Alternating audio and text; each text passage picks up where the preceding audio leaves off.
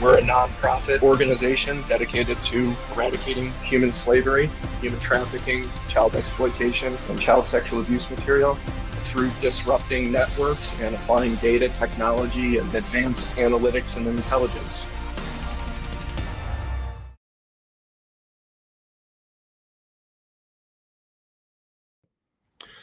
Hello, and welcome to the Anti-Human Trafficking Intelligence Initiative, or ATII, 2022 Annual Summit, Anti-Human Trafficking Cryptocurrency Consortium, Blockchain Forensic Collaboration. My name is Bill Callahan, and I will be the moderator of today's Blockchain Forensics panel.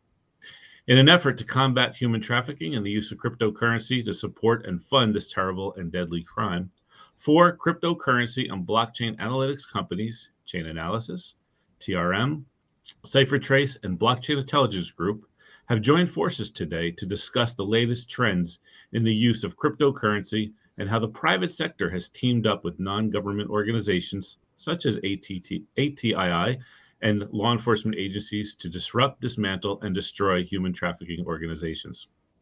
Before I begin, I'd like to introduce the panel.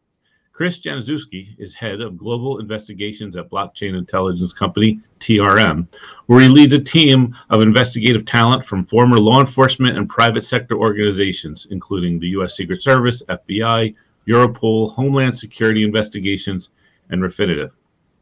Prior to joining TRM, Chris spent 15 years at the Internal Revenue Service, where he was most recently an IRS criminal investigations special agent, leading some of the most notorious cryptocurrency-related criminal investigations, including Bitfinex hack and Welcome to Video takedown.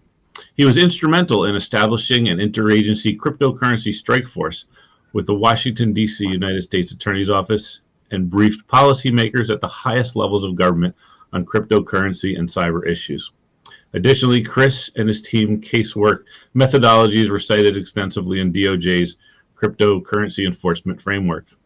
Chris is the recipient of the Secretary's Honor Award from the Secretary of the Treasury 2020, Chief Investigative Excellence from IRS Criminal Investigations in 2020, and the Meritorious Service Award from the Secretary of the Treasury in 2019.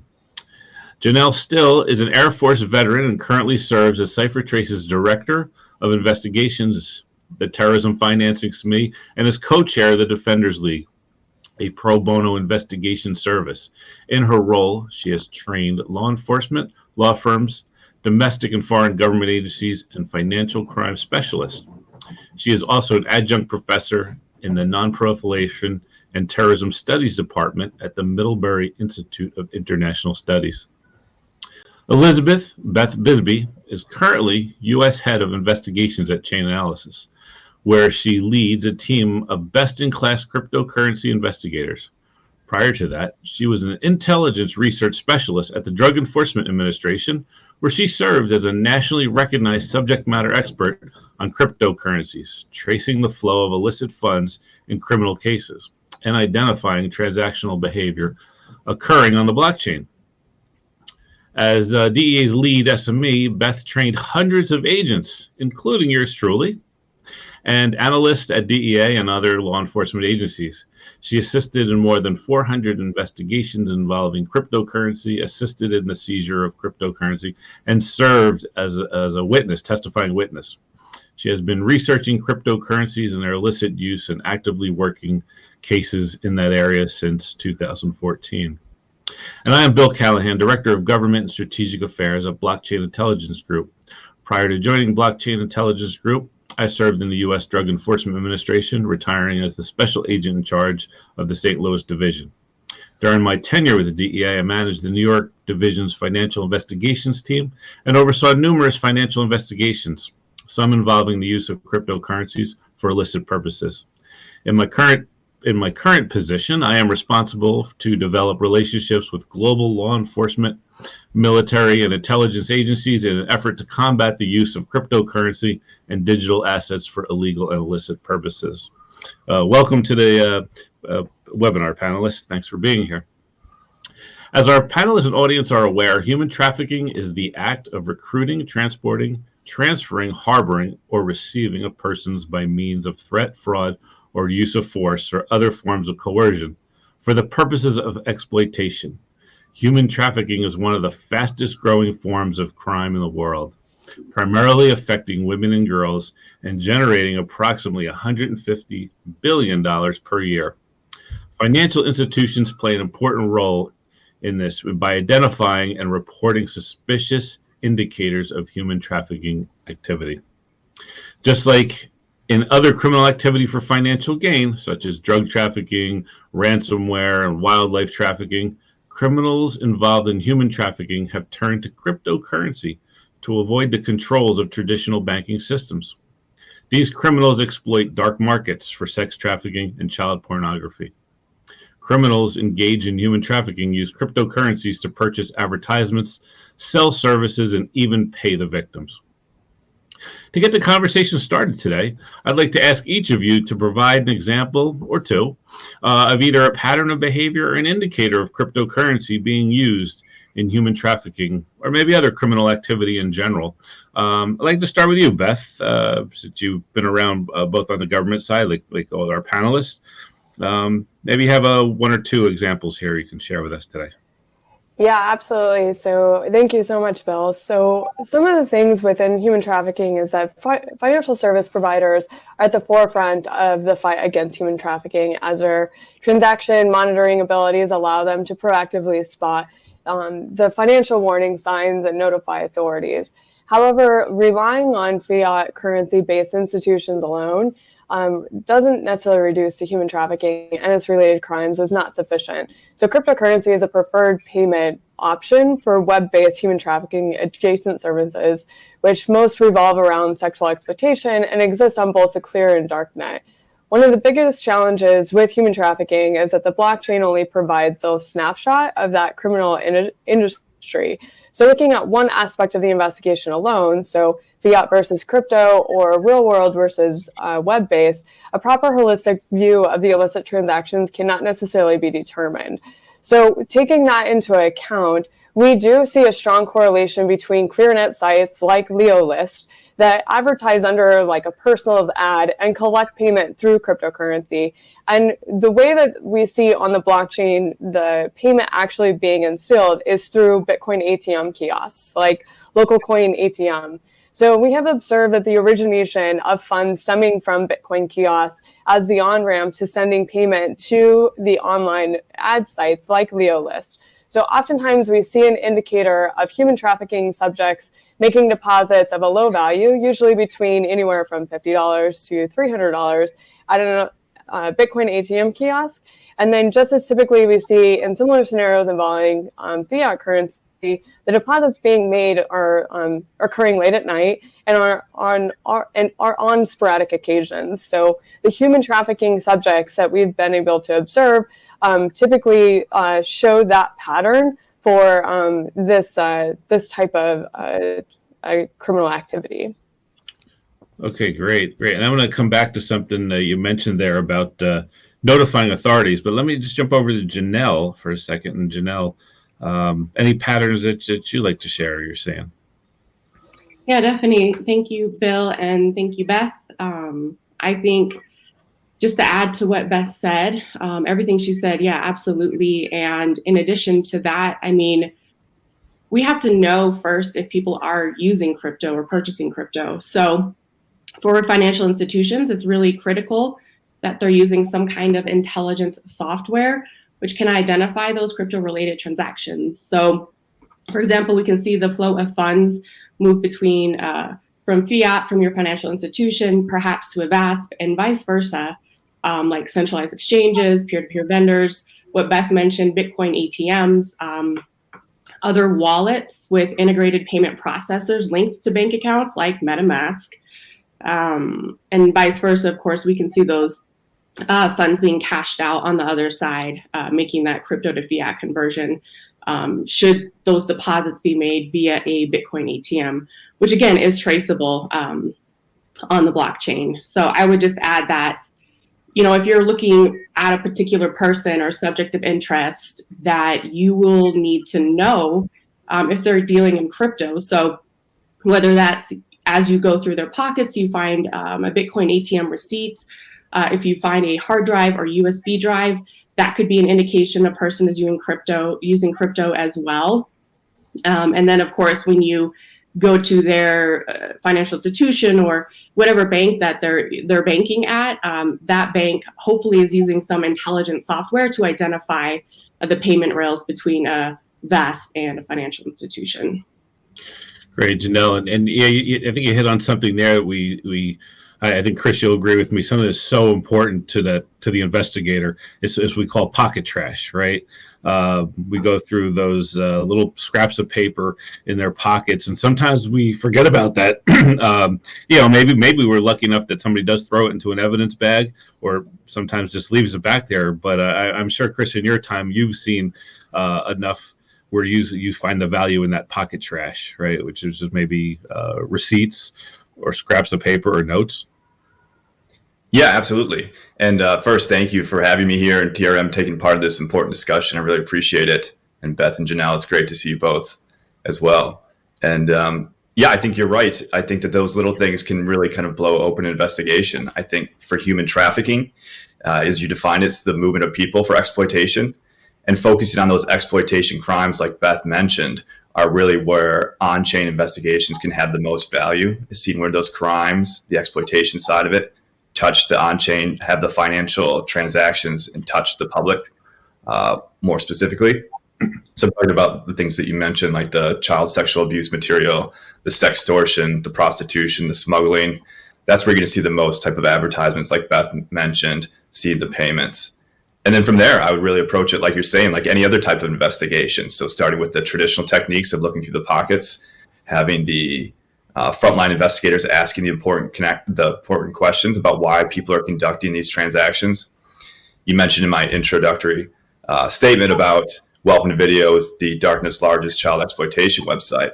And oftentimes we found that people were going to exchanges and creating a cryptocurrency account for the first time and only doing one payment. So they create an account, very soon fund it for the minimal amount that they needed to be able to send the payment to Welcome Video and sent it off. And I'm sure if they'd been approached and asked specific questions by the anti-money laundering people, they would have probably not had great answers for why they quickly needed to fund this account and send it to one payment. And oftentimes we saw they knew very little about cryptocurrency as well. Great. Yeah, I think it was mentioned here a couple of times, and I just want to revisit this. Bitcoin ATMs. I think, Beth, you definitely brought that up, and it was mentioned here. It has come up in other cases here of the ATM machine. So where do you see in this human trafficking, where do you see the Bitcoin ATM? And maybe it's throughout it, but where do you see those possibilities that we can identify human trafficking patterns by looking at the Bitcoin ATM? I'll go to you, Beth. Yeah. Yes, sure. So I'll take a stab at that. So on some of the aspects, like within mirroring up what is occurring in like the real life as what's occurring on the blockchain, it's dependent upon being able to leverage all of the intelligence that's around that. So like what Janelle had said, like being able to utilize software such as what we're all here for and representing, being able to use that for the front lines for the providers of those ATM machines. So some of the things and indicators that we see within that is that for the Bitcoin kiosks, if they have surveillance that is instilled within those machines, they're the first line of defense within human trafficking because they're actually being able to actually witness what's going on and the individuals that are making those payments to that. But then on the blockchain, without having that, it's almost as if we're blind on seeing what transpired in order for it to be on-ramped onto the blockchain. So once it's on the blockchain, it's very traceable. So we're able to then see the Bitcoin kiosks and then be able to see the transactions of where they actually transpired from there. But without having industry collaboration within that piece, we can't take the red flag indicators that a Bitcoin kiosk operator may actually observe, and then what we can tie into with the transactional behavior that we then observe on the blockchain. So it's really being able to have both of those insights in order to build out a proper topology on that. Right. Yeah, and one of the things I've seen with, in particular with human trafficking, as far as where it's used, right? We talked about it's used to pay for ads, maybe used to pay for services, right? Another area that I've seen to look at is the actual victims who are being paid in cryptocurrency. Many of them, those victims come from foreign countries, and it becomes an easier way to get their funds, right, their money back to back home, wherever that may be, or to family members back home. Which, when I have that conversation with these types of groups, because today we're joined, I know in the audience, we're not only joined by law enforcement, but we're also joined by people in the industry of saving, of trying to rescue, and in the OSINT industry as well. So, one of the things I've looked at and said, hey, if you are talking to one of these victims and they are being paid in Bitcoin, let's see if we can get those addresses, right? We want to get those addresses because, like you said, Beth, we're all here joined to fight this crime, but we also offer these analytical programs and software that we have that tracks and traces cryptocurrency, blockchain transactions. And one of the things we've talked about constantly, right, in law enforcement, Chris, is we would want that address from that victim, be it who it may, because that will get us back to, hopefully, the command and control. And maybe, Chris, in your investigations, what is our ultimate goal, right? Is it to take off, arrest we'll say the John or the person? Is it to go after the victim, or is it really, which I always looked at with drug trafficking, right? We want to go after the head of the snake, right, Chris? And maybe you can talk about command and control and how we work our way back to that. Yeah, you're absolutely right, Bill. I think if you can start with the victim payment and look at the context of it, it's the victim, they're being paid, follow the money back, and who is controlling those funds. And if you can identify a real world person behind it, that's huge. You're kind of moving up the ladder, similar to many street investigations you would have conducted back at the DEA. And finding out who's in control of these organizations is critical to being able to dismantle them, of course. And you mentioned goals, and I think the goals can be not necessarily singular, but on multiple fronts. So it could just be trying to rescue people. It could be trying to seize assets to be able to dismantle it. Maybe the person operating this network is not even in the US. Maybe it's in an unfriendly country somewhere else in the world. But if you can take those assets and remove them from them, hopefully you can kind of make them irrelevant to it. There's also the potential of working with other partners to where you might be able to look at more of the infrastructure behind the thing. So can you take down some type of server that's hosting all these ads? Can you take down some type of encrypted messaging application that's being used to connect the clients and the people organizing it and the victims? And if any one of those things could happen, that could be considered a success. And then, of course, law enforcement looking for arrests and holding people accountable and ultimately seeing jail time is of huge importance as well. Right. And Chris mentioned about, this is working our way up the chain. Would you agree that these are transnational criminal organizations that are involved in human trafficking, child sexual exploitation? And if so, if they are transnational, do we get support? Can we get support? Because I know today we are joined by not only your cat there, right? Is it your cat to join us? But we're also joined by people from all over the world, from law enforcement and other investigations, intelligence agencies. So just give us a little insight into transnational criminal organizations and, how do we work with them? How do we work with those countries, I should say?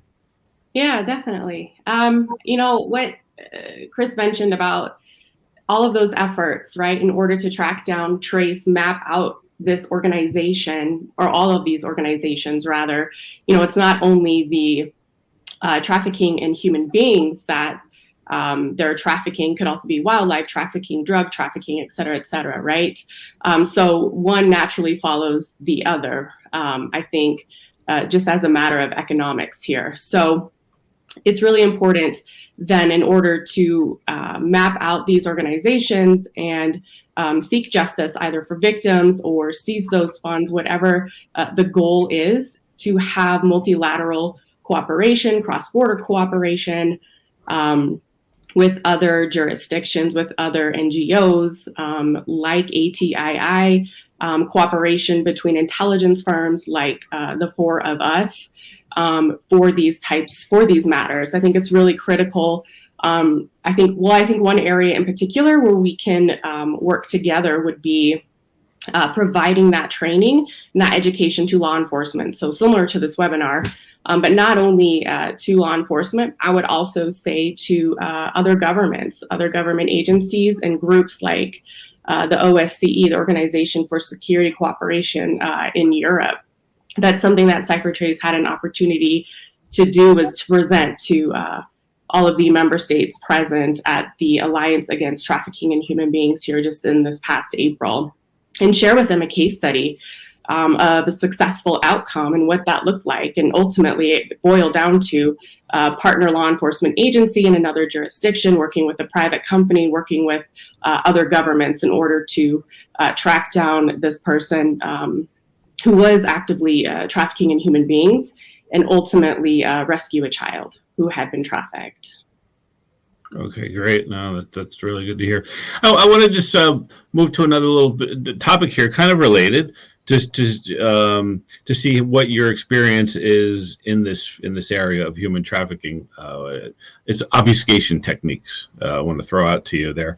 Definitely, we see it in drug trafficking and ransomware. It's huge with the sanctioned countries that are involved in things like ransomware and their use of obfuscation techniques.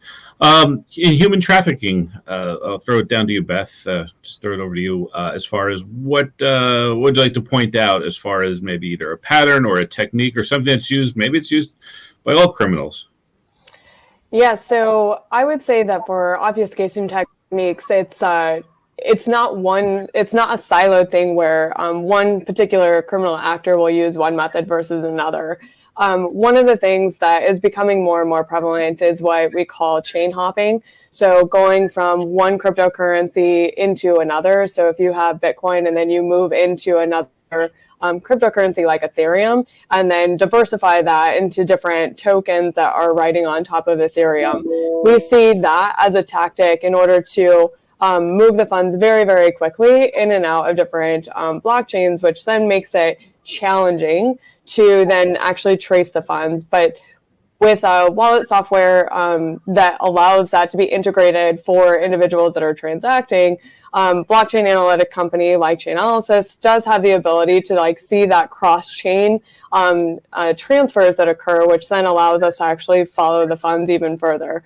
However, it is challenging though when that diversification of assets is actually employed within this type of transactional behavior.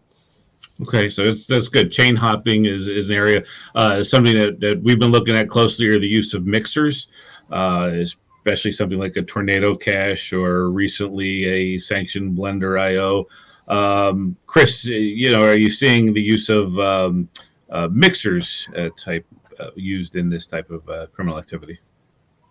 Yeah, absolutely. That is a common technique. I think you can imagine that if somebody's doing something illegal, they want to try as hard as they can to not connect that activity to themselves. And to lay a foundation a little bit for the listeners, if you took a public blockchain like Bitcoin, where every transaction that occurs, you could see, so if the address A sends to address B, 1 Bitcoin, you would see it.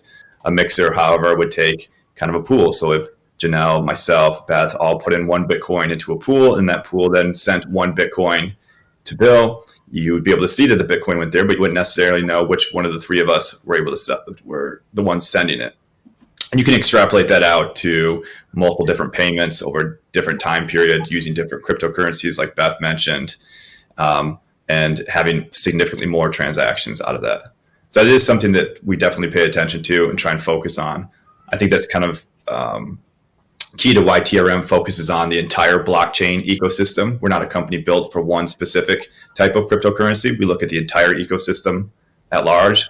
Beth mentioned the multiple different currencies. I think we covered 28 different blockchains. And, that's because the techniques are always evolving, that we're trying to evolve as well at the same time and be able to cover things like mixers, chain hopping, other types of obfuscation techniques. Right. And then Janelle, when we talk about Bitcoin or we talk about cryptocurrency, or not us because we know differently, right? But when you hear about it in the media, you hear about it in public, about the anonymity, right? With the tools and the training, are we able to get past that anonymity on those transfers there? That was for Janelle. Yeah, I'm muting.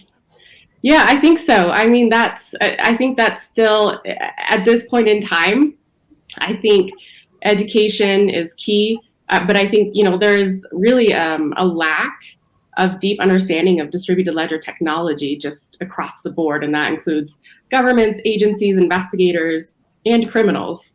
So oftentimes, like Chris mentioned, mixers, you will see criminals dump a bunch, for example, like 20 Bitcoin into Wasabi CoinJoin. Now, if you read Wasabi documentation, Wasabi tells you actually never do this. Don't deposit more than 1 Bitcoin at a time or something like that.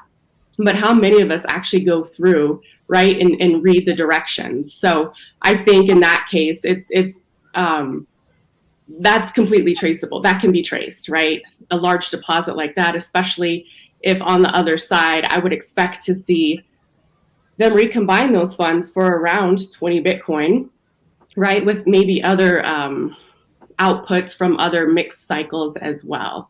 So I think also that behavioral pattern, right? If someone isn't aware or didn't read the documentation of how to properly mix their funds, perhaps then they would also not know not to recombine their funds on the other side. So yeah, definitely pseudo-anonymous. There are dozens of ways that one can de-anonymize, right, themselves when using obfuscation techniques that both Beth and Chris mentioned. Beth talked about chain hopping. So yeah, when we're talking about bridging assets, right, from, more like bridging the value of assets over, for example, like Bitcoin, bridging that value over to Ethereum through the use of a tool like RenVM, right? That's completely traceable as well. So if you have knowledge of how to go through and read the smart contract, you can actually see where those funds go on the other side. So if I see, like, for example, an inspector, in CipherTrace Inspector, if I see funds go into RenVM, I can then go to the RenVM smart contract, read it, and know exactly which Ethereum address that that RenBTC was minted on. And then I can trace it from there on Ethereum. So chain hopping is used, yes, absolutely traceable with our tools and also open source tools as well. I want to mention that. Right. No, it's a good point to raise the open source tools that are out there, to marry them up with these blockchain analytical tools as well. But you also mentioned the Wasabi. I think you mentioned it was out there. They have information out there, right, on what to do and not to do, which is kind of unique to this industry, right? We didn't see in drug trafficking. Drug traffickers kind of give up their their secrets, their state secrets there, but there's a lot out there on the internet, right, that's in the public domain that these companies or these mixers, coins, they share. And one of the things I always tell people to look at is go grab that white paper to anything, right? There's always going to be probably a white paper. Go read that first. There's probably a lot of answers in there on how it maybe a coin or a token works or what's expected of it. Before going on, and yeah, that even extends to some of these NFTs there. Let me just jump to what I wanted to ask about was some public-private partnerships. Okay, I mean that's why we're here today, right? To partner up. Not common to get the five of us in the same room together to have this discussion, but we're all committed to this problem and trying to figure out ways to combat it. So look, Beth, can you talk about some industry collaboration? In particular, what are we looking for to identify and disrupt, dismantle, destroy these transnational criminal organizations? Earlier you mentioned, I really think it's an important point to hit home on, is notifying, because we're talking to today a number of people from the private sector, from the financial sector here. What is law enforcement looking for? And how to get it to them? I'll leave it to you to describe that. What is it that they can help with when they're filing, I guess, suspicious activity reports, suspicious transaction reports, things like that?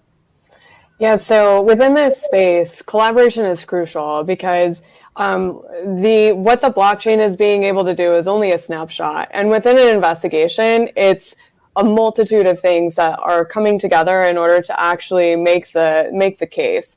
And so being able to be part of working groups or part of organizations that allow, like ATII, that bring in the collaboration from all industry. So you have your blockchain analytics, you have your OSINT, you have financial industry, and then you also have social media platforms, and then also all of the law enforcement that then contribute. So all of those pieces build into and build in the investigation. So one of the things that Chainalysis is a contributing member to is the International Center of Missing and Exploited Children. And we're part of the cryptocurrency working group. And one of the amazing things about this working group is that we meet with a bunch of individuals from blockchain analytics firms. TRM is also part of it, cryptocurrency exchanges, social media platform, law enforcement, and financial institutions. And we come together so that we can discuss like the best practices, different points of context within the industry, so that one, law enforcement has like a reference guide of where they can get the information quickly, because especially within this type of crime, there are victims that are being victimized all the time, and being able to be at the forefront of that and have point of contact in order to get this and get it off of the radar is really, really crucial. And so being able to meet to discuss what those red flag indicators are will enhance the ability for any of the suspicious activity to actually be reported, and be reported in a form that allows really quick action to actually take place. So being able to do this provides an avenue so that there's greater awareness. So to Janelle's point of being able to train individuals and have awareness of what's actually going on in this space, but then also being able to help individuals, like when Chris was at the IRS, being able to have like that pocket of individuals that can actually come together to combat the human trafficking and child exploitation that occurs. Janelle, do you see any kind of key words or anything that our financial partners out there who are watching today should either be looking for or putting into their reports when they are, and maybe their best way to communicate it to law enforcement? Yes, they file SARS. Have you seen other ways that maybe that communication kind of works for them to get that message across? Hey, we see something here. Yes, definitely. That, the SARS data, yeah, definitely useful, not always used. We all know that. There's just so much of it and more each year, especially this year. I don't have the numbers for how much it increased this year with respect to cryptocurrency related SARS, but it was significant. So I think it's important, like what Beth mentioned, to have those working groups that involve all of the pillars within financial crimes. And that includes private companies like ours to help guide, to educate, to train, and also to support those investigations. Again, I think, there was a 2018 report done by, I think, the Ministry of Justice in Finland that talked about special victim assistance. So essentially, if a person is trafficked, they have access to the special victim assistance. And Finland did sort of research on this to find out how useful it was, the special victim assistance, and when it ended and what the outcomes were. And ultimately, they found that data showed that the right to special assistance actually ended if investigations bring no charges or a verdict. And the biggest reason for that would be the lack of evidence. So that's a massive opportunity for blockchain analytics providers like ours to step in and help provide that evidence. Now, Beth mentioned that, there's more of a constellation of factors that are absolutely required. Blockchain analytics is one of them. But I think in terms of, for financial institutions, it's actually really knowing if your customers are dealing in cryptocurrency. And in order to do that, you must have that intelligence software. So I guess, yeah, that's how I think of it. Definitely those working groups whether that's formal or informal. But I think it's quite difficult to just go through all of that SARS data. I don't think that currently we have a great system in order to obtain those key factors contained within the SARS data that we need to focus on these types of crimes. Yeah, I would echo the SARS data. I always try to make it a point if I'm out there. The blockchain intelligence group, we talk to financial institutions, especially a lot of these institutions that are involved in high risk banking, other high risk type banking, and they're taking on crypto. And when we have this conversation about SARS, and I know we have some folks in the audience today who are the BSA officers, right? They're the SAR writers, the investigators, and they don't get feedback. I know it was the biggest complaint, even as agent when I was out there talking to the banks. But I definitely want to reassure them that SARs are getting read. They sometimes it may not be for a year, but I tell you, those SARs become really important. Maybe 6 months later, maybe a year later. That I've always found, right? So. And it's unfortunate that there isn't that mechanism sometimes to get back to that person, because some of these investigations, I think, Chris and Beth, who work these large financial investigations, they take 2-3 years sometimes to make. Then maybe that person's gone or they're onto other things as well, right? But I just try to make that point home to anybody that's with us today. Keep filing those good SARs. They do get looked at. They do become important. And Chris, something I want to throw out just because you recently retired from the IRS. When I was an agent, I'd be out there talking to the financial institutions in the New York area, and so would the FBI and IRS and HSI. That was the traditional financial institutions.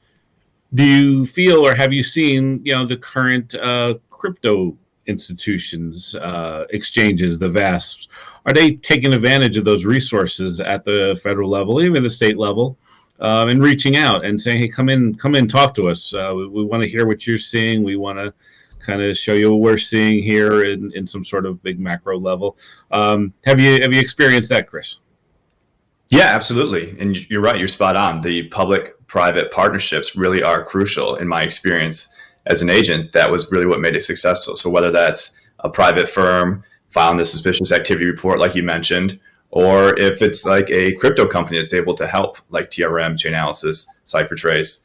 I know listening to this webinar probably could sound daunting if somebody didn't know a lot about cryptocurrency. They're hearing about wrapped Ethereum, they're hearing about mixers or chain hopping, and they're just thinking like, what is all this craziness going on?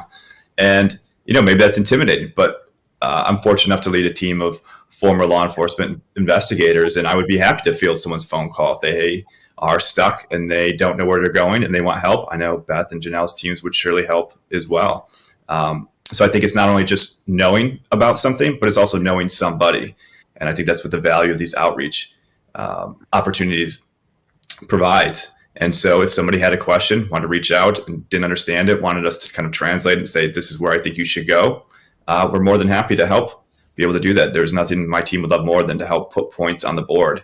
And I'm sure everybody else agrees. And, what better way to help somebody than when they're actually real victims involved, like in human trafficking.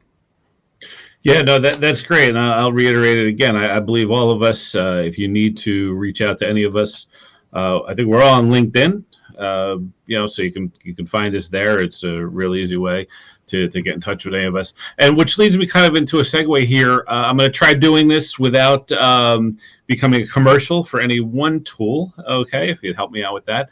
But we did talk about tools. We talked about our companies here. So I'll go around the room and ask, something how to leverage these analytical tools for what our friends out there are doing in the financial institution. Maybe you want to address even financial institutions that may think they're not in crypto, because I think we all believe that if you're a financial institution, you're probably in crypto in some way. But let's just talk about those analytical tools more in a general sense of how to leverage them. And Janelle, maybe I'll throw it over to you first. Yeah, definitely. Thanks, Bill. I would say all of our tools do something different. They're not all the same. So in terms of tracing UTXO-based cryptocurrencies, I would say really you need the right tool for the right job. whether that's if you're looking for intelligence or relationships, sort of that like 10,000 foot view between entities, or if you're looking for something more diagnostic. So if you're actually tracing for diagnostics, you really need that level of detail on the UTXO, the particular UTXO, and its cluster that was used in those transactions. So not generalist, but specific. And those UTXO-based tracing tools like CipherTrace's Inspector, they're the most true to the blockchain transactions. I would say with respect to DeFi tracing, Beth mentioned that when we were discussing bridging assets, that honestly, from what I've seen, no one tool does it all. Those innovations occur rapidly. New chains are being created. There are new projects, new bridges, new parachains, all of that. So I encourage investigators to use those open source tools for what's on the market now. And if you're not sure of what those tools are, definitely come to a training or hit me up via email or LinkedIn. I can definitely talk you through that and show you what I'm talking about there. Now, with respect to financial institutions and knowing whether or not their clients are dealing in crypto, like you mentioned, Bill, the answer is yes, your clients are dealing in crypto, whether you know it or not. And so in order to have that information that you need to have that intelligence software I mentioned a couple of times before. CipherTrace Armada provides that information. So we have details on all of the payment rails that you can just incorporate that intelligence within your transaction monitoring and know where your clients are sending funds to and how often, whether that's a VASP or a peer-to-peer vendor. Okay. And Beth, as far as the tools, you working this, because I got to see you do that on the law enforcement side, right? And now it's much better than just a few years ago, right? When I first started out and watching you give presentations there. Just speaking in terms of law enforcement and, to the value to them and where it's needed. And, is this training still something that's just needed, especially like at the federal level, the large agencies? Is it still specialized? Is it something that's still specialized? Yeah, so that's, I think, one of the beauties with being part of an analytics blockchain company is that within the awareness is always going to be needed, which is training. And so it doesn't matter if you're state, local, if you're federal, there's always going to need to be training because not only does the industry evolve, but so do the criminals. And so being able to have effective training for law enforcement as well as for compliance, to be able to understand what you're actually seeing on the blockchain is crucial. And so when I was at DEA, one of the biggest things was just being able to identify what a cryptocurrency address looked like, and then what are you trying to get out of? So like, what are the goals of like that investigation and how do you apply it within that? And so being able to leverage a tool such as Chainalysis Reactor, which is our investigative tool, allows you to actually give an insight into the transactions that are occurring on the blockchain. And we have a phenomenal training program that then allows individuals to not only understand what's going on the blockchain, but then how to apply it to your investigation so that you can actually understand how to follow the funds, how to send legal process, when to send legal process, and how that is then managed within the investigation as a whole. Great. Yeah, and the training definitely is ongoing, something evolving. I think we all kind of offer either some sort of a training on a tool or maybe some external type training just in blockchain cryptocurrency. We have that at Blockchain Intelligence Group, which I found looking at different trainings. I said, well, I think one of the leg ups or one of the advantages to those that participate in the training, in particular from one of the analytics companies, is more of a hands-on opportunity than to actually see it and feel it by getting on there and tracking and tracing cryptocurrencies. We have Chris is going back again to this law enforcement question as public-private partnership and with the institutions here. IRS obviously, and Treasury saw a lot of the SARS. Maybe you could speak to something where maybe how do these companies improve? We always talk about improvement of SARs. Maybe there's something you've seen there versus a really good crypto SAR versus, man, I wish I had some more information in this SAR. Can you kind of just talk us through? I know we had that when we talked about regular, financial SARs. When we got SARs, what kind of data, what kind of information would you like to see in those SARs as that criminal investigator? I think that the SARs kind of serve two different purposes. So you have the initial kind of purpose of so-and-so is doing this illegal activity and summarize it and try and be descriptive as possible. Always love to see some type of attachments or the underlying data behind it that can really kind of help emphasize the picture that was trying to be painted in the narrative. And so that could be something that a case is spun up on solely based upon that suspicious activity report. The other way, like you mentioned, years down the road, that maybe there's a value is that an investigator is looking at so-and-so with whatever email address, this like unique moniker. And similar to like on the blockchain where a transaction is there forever. And if somebody makes a mistake, they can't go back and erase it. The suspicious activity reports are similar in that maybe 4 years ago, somebody did something goofy at PayPal that caused a suspicious activity report to be filed. But in that narrative that's completely unrelated is that same moniker that's being used on a darknet market or on a forum or somewhere else. And now you have this bridge to be able to that covers the gap between the darknet and the real world and touching on a real person. And that just can blow the case wide open, of course. And, I kind of point that like once Walter White's operating a car wash, it's really hard to conceal that the person is laundering funds through something once you be able to connect it to a real world identity. And so much like it was mentioned previously for training, TRM are really focused on building a financial networks for people, for safety for billions of people.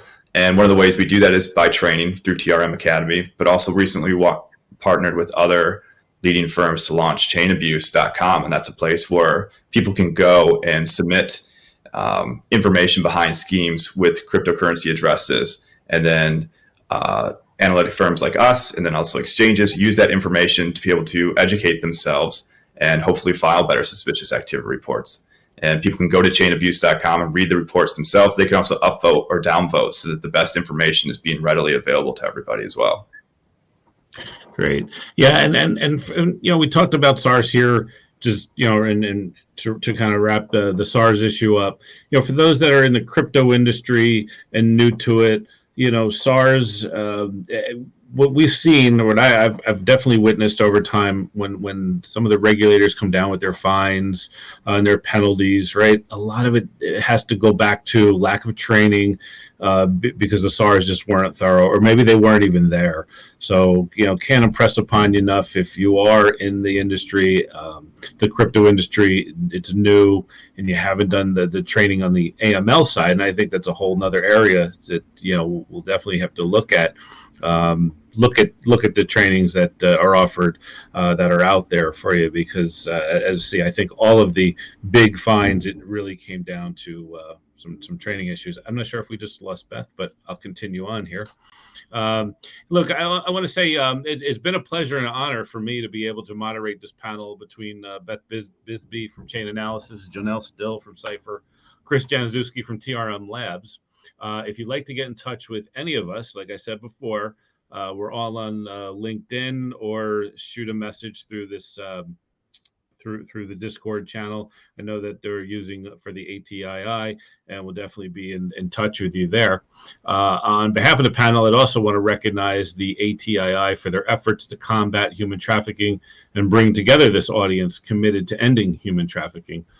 We're fortunate to have a cross-section of audience members, from law enforcement to the financial sector to independent investigators looking to contribute to these anti-human trafficking efforts. So with that, I'll try to wrap things up here in the time we have.